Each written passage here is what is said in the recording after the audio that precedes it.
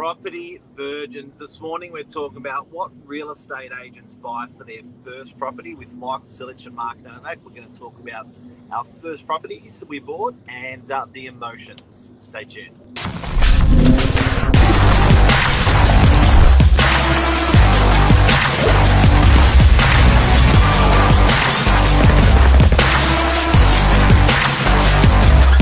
I'm the ringleader, so listen up.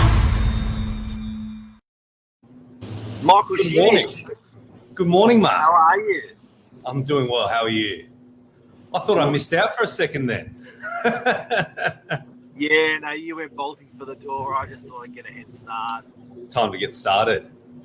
Brilliant. Interesting topic of conversation today. It is. What does a real estate agent buy for their first property? Is it any different to what people normally buy?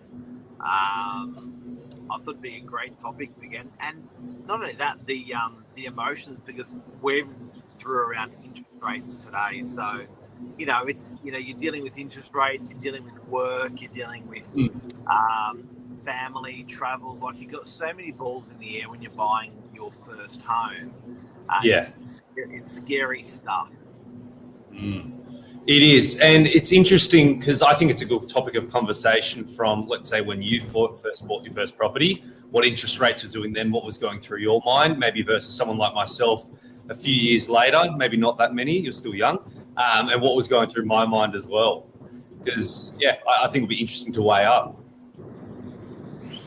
And is it harder now than it was, 5 years ago or 15 years ago? It's interesting because it's sort of the status quo, or people automatically think it's harder now than it was 10, 20, 30 years ago. It's the but I'm sure the exact same thing was going through your mind as well. When you first bought, you probably bought and went far out for my parents when they bought 20 years ago. Look how cheap and easy it was for them then in comparison. Yeah. So let's wind back the clock. Mm-hmm. Your first property that you bought when you broke your virginity with property. How old were you? What did you buy exactly?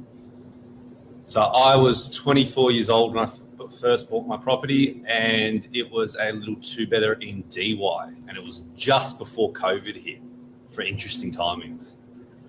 So literally when I bought, COVID wasn't really a thing, and then COVID hit afterwards, and I went, ooh, what's this going to mean for me? What's going to mean for my property journey? And it was quite an interesting one because obviously at the time, interest rates were historically low. Looking at it, I was thinking it's not going to stay this way forever. Let's fix it at the time. Let's budget for the future of when interest rates will eventually go back up as well. So it was an interesting thing, but the biggest thing for me was, and I think for a lot of first home buyers, when you're first buying, you don't really know what something's going to be like. It's like anything in life until you actually jump in and do it. And it was really interesting just to learn about all the different things, paying your rates, paying all the different bills that are associated with the property. And it's a really interesting learning curve. So you'd come out of university, so 18 to 20, 21, 22, university, travel. So really only 1 or 2 years into your working life, bang, boom. Correct. You bought the thing. Exactly. Yeah. Or because obviously at university, you're working part-time. There's limited cash flow coming in, but started working full-time, saving up, and was fortunate enough to purchase. Was there family or friends around you busting your chops saying you should buy something? Well, my background's Serbian and Greek, so good old school WOG mentality, which is buy property as quick as you can and hold on to it and never sell. So that was always deeply ingrained in in the upbringing. So who are the people hammering you? Oh, no one was really hammering me, but there was a strong support from my parents as well, saying you should go ahead and you should save up and do that. So mum and dad are there going, you got to do it. You got to do it. And from what age did they start telling you got to buy a property? They didn't really start telling me. To be honest with you, I was really interested in property all throughout, even my university days. I was always, and I'm sure some people watching this to read this as well, there's property investment magazines out there. And before I even had any sense of my name to be able to invest, I was reading these things because I think they come out once a month. And I was reading them all throughout university as well. Always think about, how do you build a portfolio? How do you buy properties? So I was always sort of in that headspace. So yes, there was a driving force behind as well, but I was sort of the headwind of that, really wanting to push myself to do it. And what was your first step? First, starting as a real estate agent. So that step helped you buy your first property? I think so. Because fortunate enough, obviously, when you're working within the industry, you do get to learn a lot more of the ins and outs, because I think it's a very daunting process for a first home buyer when you have absolutely no idea how to purchase. And even for someone like myself that had a couple of years of experience in the industry at the time, even then there's a lot of pitfalls that even when you go through with clients, it's very different when you're going through it yourself. Interesting. It is. It really is. And I think that it's something that you always want to work towards, and no matter what your timeline is, whether it's a couple of years after working or you save up over a period of years, it's something that sets a good goal to achieve anyway, because irregardless, it sets good saving habits. Once you do take on a mortgage, it puts you in a good position where you have to be structured. You can't just completely spend your money willy-nilly. And I think it's just a good grounding for a lot of people just to take that on, irregardless of what your path is in life. So you still own the property? I do. And tell us about it. What did you buy? Just a little 2-bedroom in DY. It was quite original. Spent money and renovated it, did it all up. Now there's some lovely tenants in there, paying about $550 a week. So it's just a 2-bedroom there, but yeah, nothing flash. I didn't want anything crazy over the top in terms of trying to get rich quick. I just wanted something old red brick block, solid, set and forget style of property. I think definitely for your first purchase, and I live by the philosophy, is just keep it simple. I'm curious to hear about what went through your mind when you were buying yours. Mine was... What year was it first, Mark? Hey? What year was it? 99. No. 1999. No, 95. 95? 95. 95 is a good year. You know why? You were born then? I was born that year. That's bad, eh? So I bought a 2-bedroom for $315,000 in Curl, yes. which is the freshwater next to Manly for people that don't know. Didn't tick all the boxes, so I'd missed this. I'd missed a unit in freshwater, which I loved, but I always wanted to tick the boxes: lock-up garage, internal laundry. I wanted something nice that I could live in later, so I wanted a bit of a view. And it was scary. Did you have your finance approved before you went out and started looking? Absolutely. Okay. And I think when you're a first home buyer, you got to get used to this. I think you feel like you're driving a stolen car. So when you book in the mortgage broker to come and see you, or you and mum and dad, or whoever that is, it feels like a fake appointment. Yeah. Did you feel that? Yes and no, but I get the surreal factor of it, where I guess before you're a kid and it's always mum and dad dealing with that sort of stuff because that's a grown-up thing, and then all of a sudden now you're in the driver's seat of the grown-up vehicle. I think it's almost a little bit of surreal feeling, and to be honest with you, it probably doesn't really hit home until that first mortgage repayment comes out. Well, it just feels like buying your first property, it just feels like all bets are off at any time. So, and then you actually get all the way through and you've bought the property and you're a year down the track and you still think, no, all bets are still off. Like you don't actually feel, it's the weirdest, for me, it was the weirdest feeling where it was like, nah, this can't be true. This isn't true. Even when I booked in the mortgage broker, even when I got together as much deposit as I could, It was never enough. It just seemed like it was how long's a piece of string. Do you know, it just kept going. Yeah. And even when I look back that many years back, it's still like, it's funny. I don't feel seated on the purchase. I don't feel like it was. Wow. Yeah, it's the weirdest thing. If it, like, buying my first property was and it was a good memory. It wasn't, there was all good, but yeah. Well, looking back on it now, is there anything you would change? Is there one thing you go, "Ooh, I wish I knew that. I wish I did that slightly different"? No. I guess we're exclusively talking about our first purchases as purchases.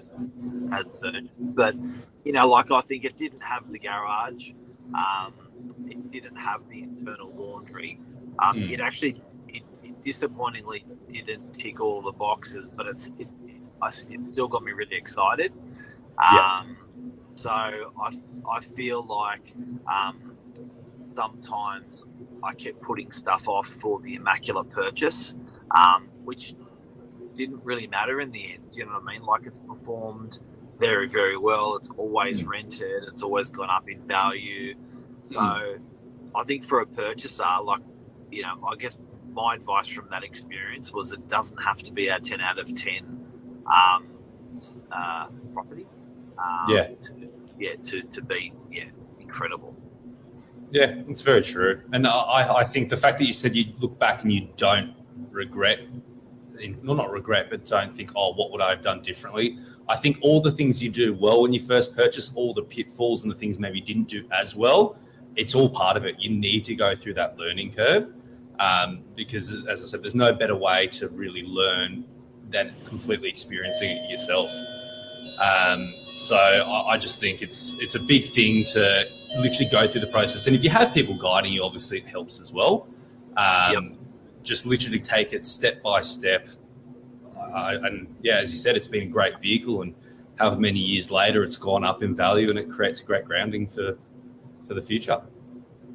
So Michelle's got a question. Yes. Your first purchase, how much? My first purchase, 600,000. And what's it worth now? 750, 800. Solid. So yours, 315. 315. You've got a few more years of compounding behind you. I got how many years is that? 25, 27 years compounding.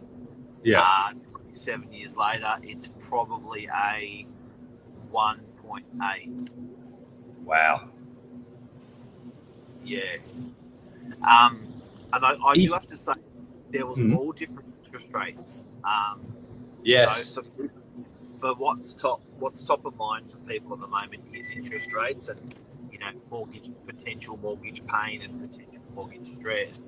And I've got to say, when you just manage it, you just, you know, when I look back and look at the rates that I was paying on that property over that 27 years, it's like, I was really paying that. Like, what was going through my brain at that time? Like, that's stressful, but you just manage, you just push yourself, you just pay. You know, there was, and I think also, you just get through it. Yeah. Nice job, Michael. Thank you. It's my ringtone. So, and also, I think a big thing to bear in mind is interest rates is a cash flow thing. So as long as you put yourself in a position and you can manage your cash flow, the numbers you just told me then astounded me. So we're talking over the course of close to 30 years since you bought your first property, and it's gone up $1.5 million. So that's a big amount. It's like $50,000 a year in terms of just consistently, actually it's more than that. Oh no, it's about that, going up. If your cash flow is slightly different by X amount of thousands per year, as long as you can budget for it and hold on to it, the property is going to pay its dividends to you tenfold over a period of time. Well, as long as you hold on to it. Short term, as we can see in the market now, the markets all over shopping go up, down, sideways in the short term. You look at those long-term trends, it's going to go up in value. You're going to make money on it. You're just going to be able to budget and hold. Yep, it's incredible. So that's our trip down memory lane, as Michelle calls it. So it's not that long ago for you, a long way ago for me. Don't ever sell the property is what I would say. Buy and hold. Hold for as long as you can. Can you imagine my first property if I'd sold it? The story this same story I'd be telling today. Yeah, it doubled in value. Yeah, I sold it at 900 grand, and it's now worth 180. You'd be going, no. So true. So if you can, as Cleo says, wogs don't sell. It's funny, hey. It's very funny. true. There's a reason for it. Chris. Huh? There's a reason for it. Obviously, they've worked something out, and there's the secret formula, as Warren Buffett says, of compounding interest, compounding property values. It's time in the market, not timing the market. It's incredible. So if you do get to watch that Warren Buffett doco, it's very rewarding on what you just on the back of what Michael just said on compounding, and that's the moral of the story with property. Like you said, it's just how long you've owned it for. It's always going to do well. Thank you for sharing your first with me this morning. That's all right. Thank you for sharing yours. When you lost your virginity with your property. It's a beautiful story, Michael. It is. Have a good week, everyone. Thanks, guys. Buy a property, don't sell it. That's it. See you, bye.